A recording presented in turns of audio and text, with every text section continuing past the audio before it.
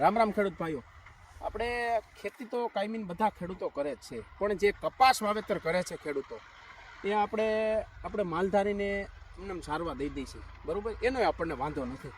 પણ અમુક ખેડૂતો એવું કહેતા હોય કે કપાસ છે એમાં ગુલાબી ઈયળ આવી હોય તો આપણે કટિંગ કરીએ અને જમીનમાં નાખી દઈએ તો એના કોસેટા જમીનમાં જાય અને આવતી સાલ વધારે ગુલાબી ઈયળ આવે છે. એવું કાંઈ નથી. અમે બે ભાઈઓ છીએ અને અમારા બાજુમાં જે અમારા બેના બાજુમાં ખેતર છે.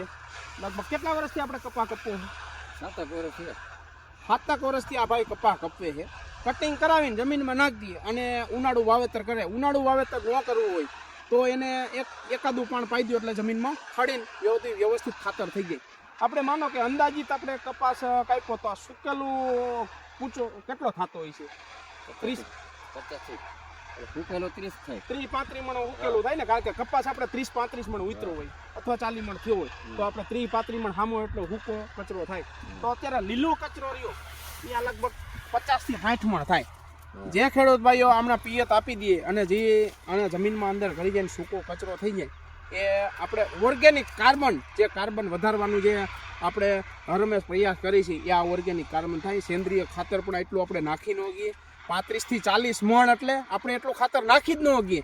તો આપણે હે ને કપાસને કટિંગ કરીને અને આમાં જમીનમાં નાખવો જોઈએ. અને કપાસમાં તમે ગણતરી કરો, અત્યારે આ ફૂટ થઈ હોય અને નવા ઝીંડવા તમે જુઓ, આ ઝીંડવું કેવડું છે, આ ઝીંડવું, આ ફૂલ, નાની ઝીંડવીઓ, આ તમે જુઓ આ કેટલું ખાતર થાય જુઓ તમે. તો ઈ છે. હા, આમાં કોસેતા રહી જાય.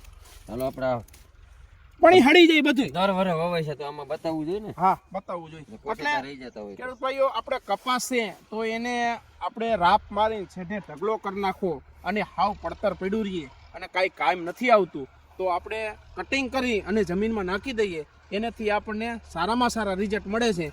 અને આવતા વર્ષે આપણે સીધું દેશી ખાતર એટલું ન નાખીએ કે એના ઉપતિમાં આ વાપરીએ. જય શ્રી કૃષ્ણ.